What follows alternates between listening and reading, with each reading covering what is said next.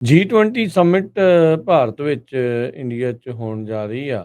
ਉੱਥੇ ਸਾਡੇ ਜਿਹੜੇ ਰਾਸ਼ਟਰਪਤੀ ਅਮਰੀਕਾ ਦੇ ਜੋ ਬਾਈਡਨ ਆ, ਉਹ ਵੀ ਪਹੁੰਚ ਰਹੇ ਨੇ। ਉੱਥੇ ਨਰਿੰਦਰ ਮੋਦੀ ਦੀਆਂ ਤਸਵੀਰਾਂ ਚੌਂਸ਼-ਫੇਰੇ ਆ। ਸਾਰੇ ਪਾਸੇ ਉਹ ਦਿਖਣਗੇ। ਇੱਥੇ 1-2 ਜਾਣਿਆਂ ਦੀ ਕਮੀ ਜਿਹੜੀ ਕਹਿੰਦੇ ਕਾਫੀ ਖਲਕੇਗੀ। ਇੱਕ ਰੂਸ ਦੇ ਰਾਸ਼ਟਰਪਤੀ ਪੁਤਿਨ ਤੇ ਚੀਨ ਦਾ ਜਿਹੜਾ ਪ੍ਰੀਮੀਅਰ ਆ, ਜਿਹੜਾ ਸ਼ੀ ਜਿਨਪਿੰਗ ਉਸ ਨੂੰ ਲੈ ਕੇ। ਕਹਿੰਦੇ ਵੀ ਉਸ ਦੀ ਥਾਂ ਦੇ ਉੱਤੇ ਬਾਈਡਨ ਹੁਣਾਂ ਦੇ ਕੋਲ ਇੱਕ ਜ਼ਰੂਰ ਮੌਕਾ ਹੈਗਾ ਆ, ਵੀ ਉਹ ਥਾਂ ਦੇ ਵਿੱਚ ਆਪਣਾ ਸਿਰ ਕੱਢ ਕੇ ਜਿਹੜਾ ਆ ਉੱਥੇ ਚੱਲ ਸਕਦੇ ਆ। ਇੱਥੇ ਇਹ ਵੀ ਰਿਪੋਰਟਸ ਆ ਰਹੀਆਂ ਆ ਵੀ ਜਿਹੜਾ ਯੂਐਸ ਤੇ ਇੰਡੀਆ ਦੀਆਂ ਜਿਹੜੀਆਂ ਟਾਈਜ਼ ਆ, ਉਸ ਨੂੰ ਹੋਰ ਮਜ਼ਬੂਤ ਕਰਨ ਬਾਰੇ ਵੀ ਇਹ ਦੋਨੋਂ ਲੀਡਰ ਸੋਚ ਸਕਦੇ ਆ।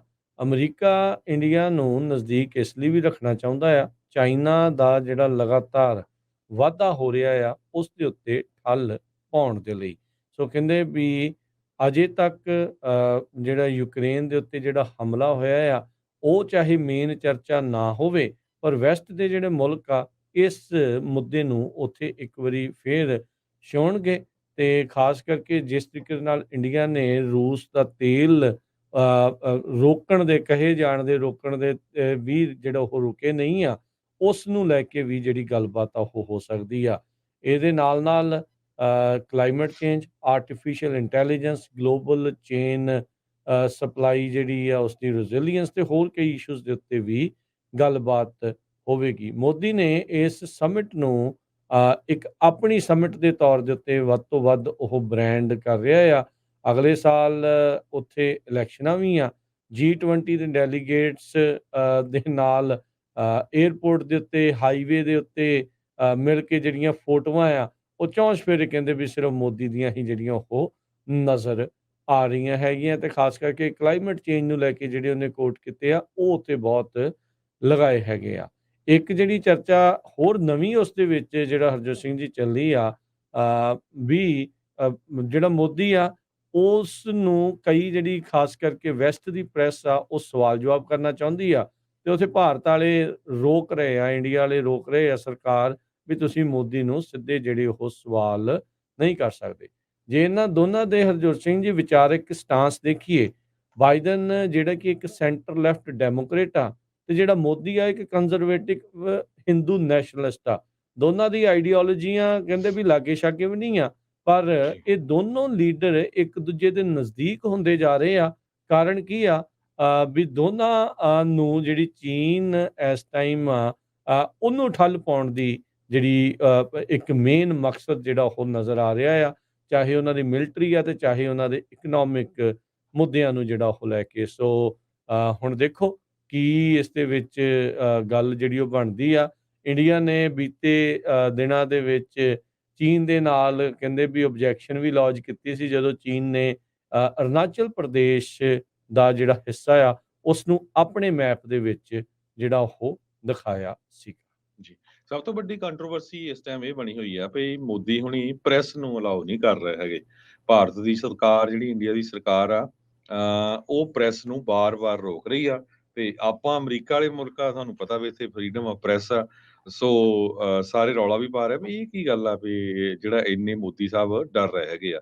ਯੂਐਸ ਪ੍ਰੈਜ਼ੀਡੈਂਟ ਜੋ ਬਾਈਡਨ ਕਲੋਜ਼ ਡੋਰ ਮੀਟਿੰਗ ਕਰਨਗੇ ਪ੍ਰਾਈਮ ਮਿਨਿਸਟਰ ਨਰਿੰਦਰ ਮੋਦੀ ਹੁਣਾਂ ਦੇ ਨਾਲ ਜਦੋਂ ਉਹਨਾਂ ਨੇ G20 ਸਮਿਟ ਦੇ ਵਿੱਚ ਪਾਰਟਿਸਿਪੇਟ ਕਰਨਾ ਉਸ ਤੋਂ ਪਹਿਲਾਂ ਤੇ ਉਸ ਤੋਂ ਪਹਿਲਾਂ ਯੂਐਸ ਦੇ ਟ੍ਰੈਜਰੀ ਸੈਕਟਰੀ ਜੈਨਟ ਜੈਲਨ ਉਹ ਵੀ ਜੁਆਇਨ ਕਰਨਗੇ। ਵਾਈਟ ਹਾਊਸ ਦੇ ਨੈਸ਼ਨਲ ਸਿਕਿਉਰਿਟੀ ਐਡਵਾਈਜ਼ਰ ਜੇਕ ਸੁਲੀਵਾਨ ਨੇ ਜੋ ਮੀਟਿੰਗ ਇੱਕ ਰਿਪੋਰਟਰਸ ਦੇ ਨਾਲ ਕੀਤੀ ਆ, ਉਹਦੇ ਵਿੱਚ ਉਹਨਾਂ ਨੇ ਇਹ ਕਿਹਾ ਵੀ ਇਹਦੇ ਨਾਲ ਸਾਡੇ ਦੋਨਾਂ ਮੁਲਕਾਂ ਦੇ ਜਿਹੜੇ ਰਿਲੇਸ਼ਨ ਆ ਵਧੀਆ ਹੋਣਗੇ।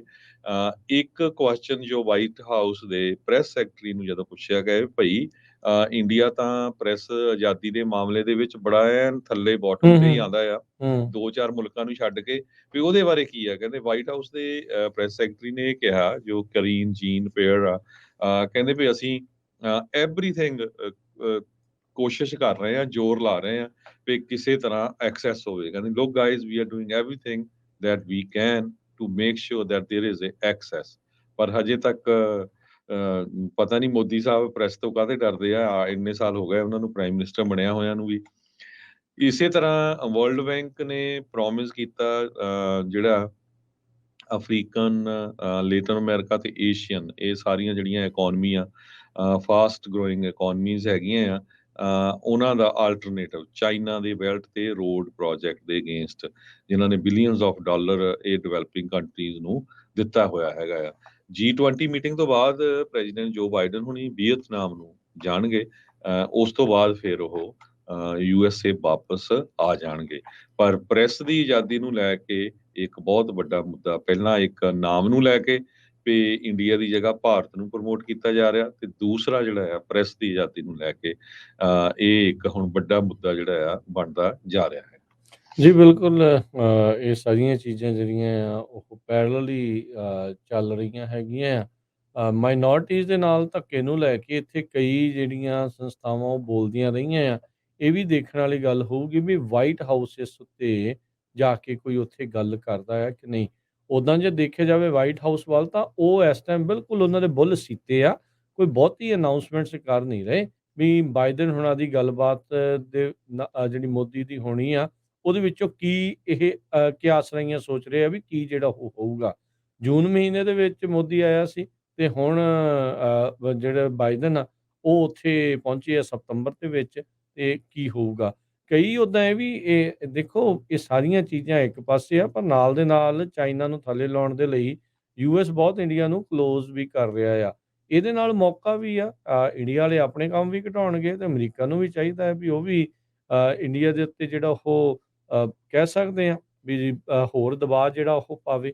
ਪਰ ਓਵਰਆਲ ਇੰਡੀਆ ਇਹ ਸਮਝਦਾ ਆ ਵੀ ਅਮਰੀਕਾ ਨੂੰ ਹੁਣ ਸਾਡੀ ਬਹੁਤ ਜ਼ਿਆਦਾ ਲੋੜ ਆ, ਸੋ ਆਪਣੀਆਂ ਮਨਮਰਜ਼ੀਆਂ ਵੀ ਇਸ ਦੇ ਵਿੱਚ ਕਰਨਗੇ। ਬਹੁਤ ਸਾਰੀਆਂ ਜਿਹੜੀਆਂ US ਬੇਸਡ ਕੰਪਨੀਜ਼ ਆ, ਉਹ ਇੰਡੀਆ ਦੇ ਵਿੱਚ ਨਵੀਆਂ ਚਾਹੇ ਫੈਕਟਰੀਜ਼ ਆ ਤੇ ਚਾਹੇ ਇਨਵੈਸਟਮੈਂਟਸ ਆ, ਉਹ ਕਰਨ ਦੇ ਲਈ ਜਾਂ ਉਹਨਾਂ ਦੇ ਨਾਲ ਪਾਰਟਨਰਸ਼ਿਪਸ ਕਰਨ ਦੇ ਲਈ ਉਹ ਰਾਜ਼ੀ ਜਿਹੜੀਆਂ ਉਹ ਹੋ ਰਹੀਆਂ ਆ, ਜਿਹੜੀਆਂ ਕਿ ਮਿਲੀਅਨਸ ਤੋਂ billions of dollar the investment ਦੇ ਤੌਰ ਦੇ ਉੱਤੇ ਦੇਖੀਆਂ ਜਾਣਗੀਆਂ। ਸੋ ਪ੍ਰੈਸ ਫਰੀडम ਇੰਡੈਕਸ, ਮਾਈਨੋਰਟੀਜ਼ ਦਾ ਜਿਹੜਾ ਉਹ ਹਾਲ, ਐਂਟੀ ਮੁਸਲਿਮ ਜਿਹੜੇ ਉੱਥੇ ਕਤਲੇਆਮ ਹੋਇਆ ਸੀ, ਉਹ ਜਿਹੜਾ ਉਹ ਮੁੱਦਾ, ਇਹ ਸਾਰੀਆਂ ਚੀਜ਼ਾਂ ਜਿਹੜੀਆਂ ਆ ਉਹ ਨਾਲ ਦੇ ਨਾਲ ਚੱਲਣਗੀਆਂ। ਸੋ ਲੈਟਸ ਸੀ ਕੀ ਬਣਦਾ ਆ।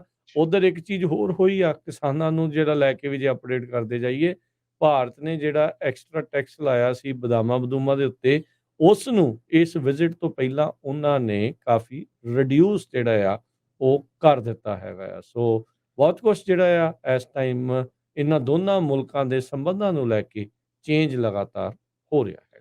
ਸੋ ਇਹ ਵੀ ਕੋਈ ਸ਼ੱਕ ਨਹੀਂ, ਜਦੋਂ ਜੂਨ ਮਹੀਨੇ ਦੇ ਵਿੱਚ ਪ੍ਰਾਈਮ ਮਿਨਿਸਟਰ ਮੋਦੀ ਹੁਣੀ ਅਮਰੀਕਾ ਆਏ ਸੀ ਪ੍ਰੈਜ਼ੀਡੈਂਟ ਬਾਈਡਨ ਹੁਣਾਂ ਦੇ ਸੱਦੇ ਦੇ ਉੱਤੇ, ਤੇ 5 US ਦੇ ਕਾਂਗਰਸਮੈਨ ਨੇ ਤੇ ਕਾਂਗਰਸ ਵੂਮਨ ਨੇ ਇਹਨਾਂ ਦਾ ਬਾਈਕਾਟ ਕੀਤਾ ਸੀ, ਹਾਂ ਓਪਨਲੀ ਪ੍ਰੈਸ ਕਾਨਫਰੰਸ ਵੀ ਕੀਤੀ ਸੀ ਜੀ।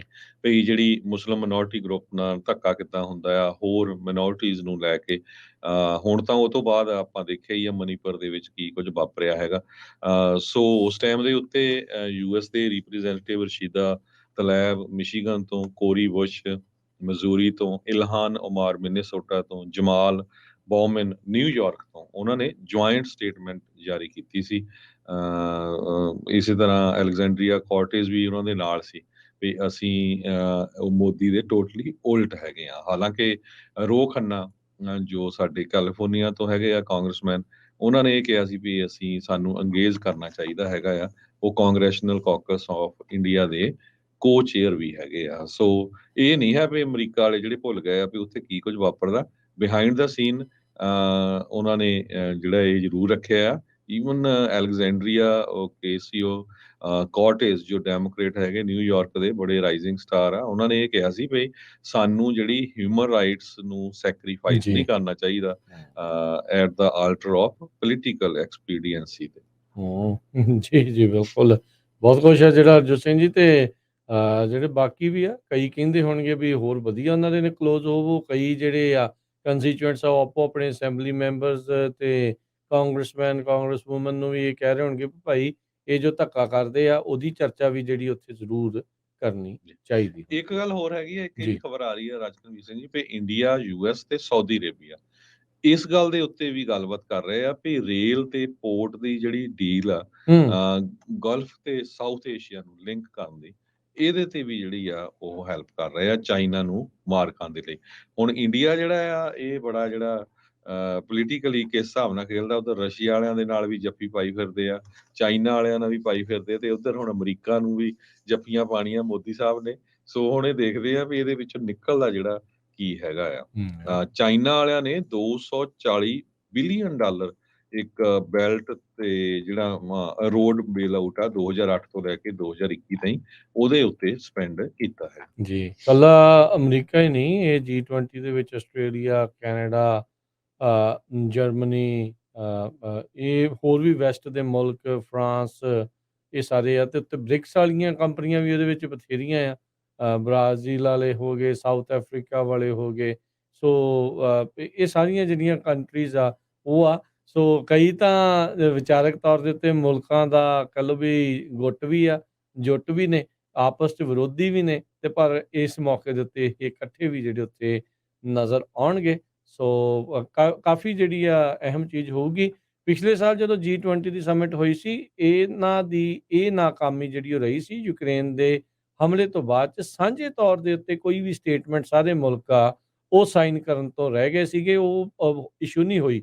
ਇਸ ਵਾਰ ਵੀ ਯੂਕਰੇਨ ਦੇ ਮੁੱਦੇ ਦੇ ਕਰਕੇ ਤੇ ਹੋਰ ਚੀਜ਼ਾਂ ਦੇ ਕਰਕੇ ਕਹਿੰਦੇ ਵੀ ਇਹ ਹੋ ਸਕਦਾ ਵੀ ਨਾਕਾਮਯਾਬੀ ਜਿਹੜੀ ਇਸ ਦੇ ਵਿੱਚ ਰਵੇ। ਬਾਕੀ ਭਵਿੱਖ ਦੇ ਜਿਹੜੇ ਉਹ ਗਰਭ ਦੇ ਵਿੱਚ ਆ, ਹੋਣਾ ਕੀ ਆ। ਪਰ ਜੇ ਇਦਾਂ ਹੁੰਦਾ ਆ ਤਾਂ ਫਿਰ G20 ਦੇ ਉੱਤੇ ਵੀ ਸਵਾਲ ਜਿਹੜੇ ਉਹ ਉੱਠਣਗੇ ਵੀ ਭਾਈ ਜੇ ਤੁਸੀਂ ਆਪਸ 'ਚ ਇਹਨਾਂ ਦਾ ਸਾਰਿਆਂ ਦਾ ਕੋਈ ਇਕੱਠਾ ਕੋਈ ਸਮਝੌਤਾ ਹੀ ਨਹੀਂ ਹੈ, ਕਿਸੇ ਚੀਜ਼ ਦੇ ਉੱਤੇ ਇਹ ਇਕਸੁਰ ਨਹੀਂ ਆ, ਤਾਂ ਇਹ ਜਿਹੜੇ ਗਰੁੱਪਾਂ ਦਾ ਮਕਸਦ ਜਿਹੜਾ ਉਹ ਕੀ ਬਣਦਾ ਆ। ਸੋ ਲੈਟਸ ਸੀ ਕੀ ਹੁੰਦਾ ਆ। ਸੋ ਕਪਲ ਆਫ ਮੋਰ ਡੇਜ਼ ਜਿਹੜੇ ਇਹਦੇ ਵਿੱਚ ਇਹ ਚੱਲਣੇ ਆ, ਤੇ ਕਾਫੀ ਜਿਹੜੇ ਇੰਟਰਸਟਿੰਗ ਉੱਥੋਂ ਕਹਿ ਸਕਦੇ ਹਾਂ ਵੀ ਸਟੋਰੀਜ਼ ਆ ਉਹ ਆਉਣਗੀਆਂ।